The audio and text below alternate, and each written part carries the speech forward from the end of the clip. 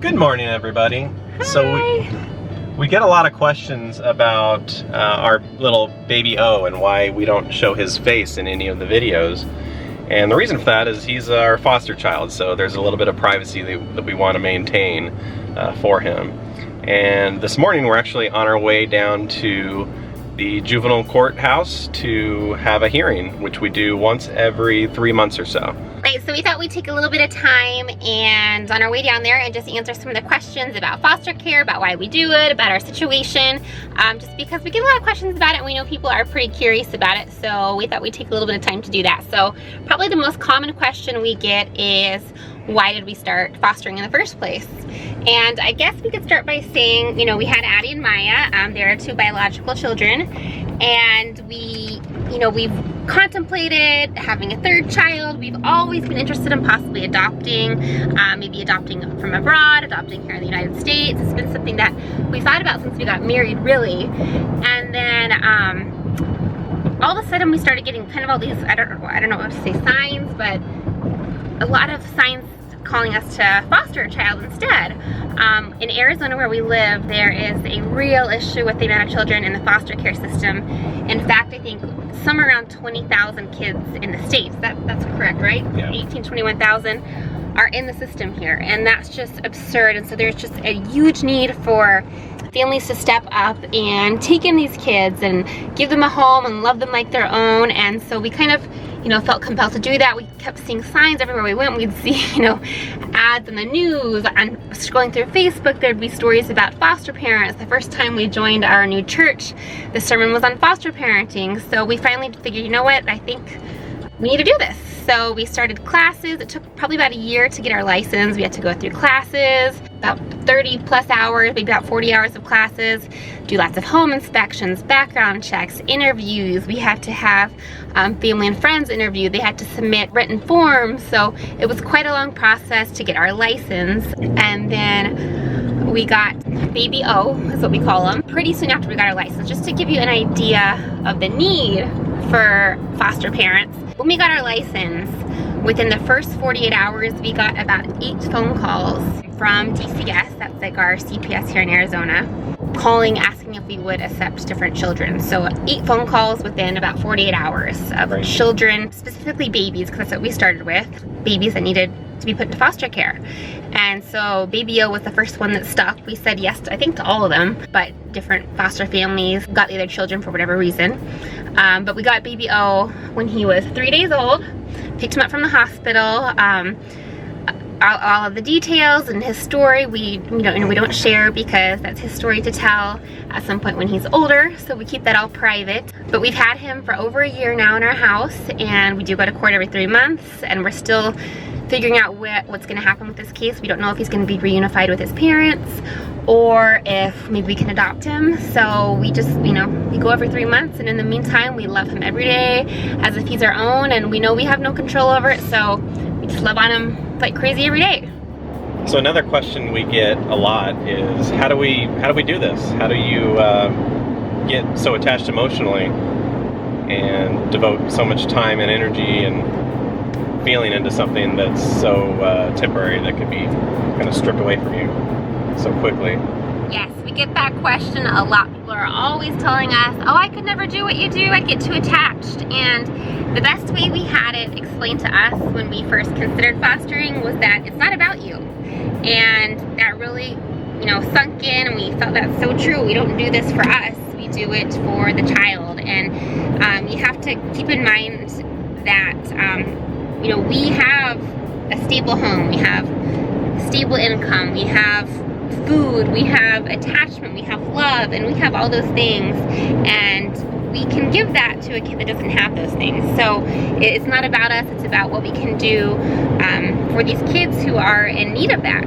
Plus, when people say that, the important thing to remember is if you get attached, and if it is very hard to say goodbye, it means you did what you're supposed to do. It means you're doing your job. You are helping a child form that attachment and that bond, because once they have formed it once with you, they can form it again in life. It's the kids that go through those first few years of life without ever attaching to anybody, without feeling that bond and that love, that have a hard time ever doing it again. So you have done your job if you feel it, that attachment, and if it is so hard to say goodbye.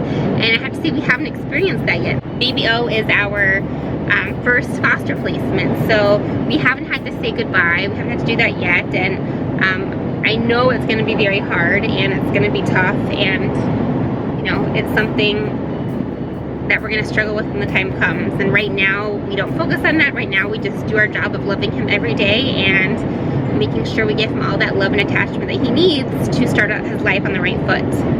Another question we get often is, how does having a foster child in your family affect your daily lives?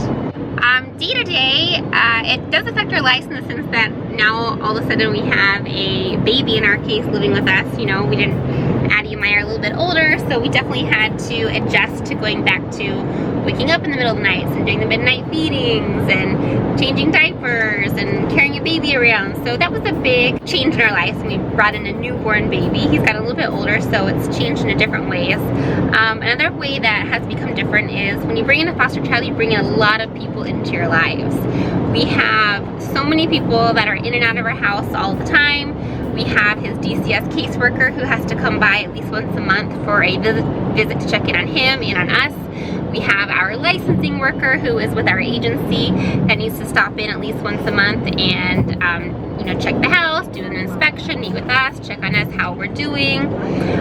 Baby O has a GAL, which is his lawyer, and so we bring him into our life basically, and his assistant, which is considered his social worker, is supposed to come by before all the court hearings, and she'll check in on us as well and check in on how Baby O is doing, because they are his advocate, and so they need to make sure he's taken care of and they have all the facts before we go to court. We have a behavioral services worker who stops in as well every quarter or so to check on his development and growth.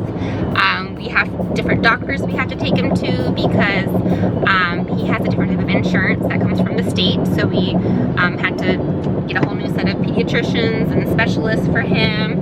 I'm trying to think if I'm sure there's other people that come into our lives because of him. It's a revolving door. It is a revolving door, so you have to be open to having different people in and out, and to just kind of know that you're gonna have a lot of different people in your life. And you know what, it's been okay. It's been fine, and it's, you know, it was an adjustment getting used to just knowing who all the people were and what their role was, but we've been doing this about a little over a year now, so we're doing fine with it. I think the kids, our kids, have handled it wonderfully, and they've learned a lot from the experience, and I think it's helped them kind of grow. Yeah, well, I mean, that was a big fear of ours when we started this, was how are our daughters going to react to this, because they're young too. And one piece of advice we received was to always adopt, or not adopt, but foster a child younger than your youngest, because it seems to be, you know, kind of the most natural way of bringing a child into your family, just as if you were giving birth to a new child and they had to adjust to a new sibling.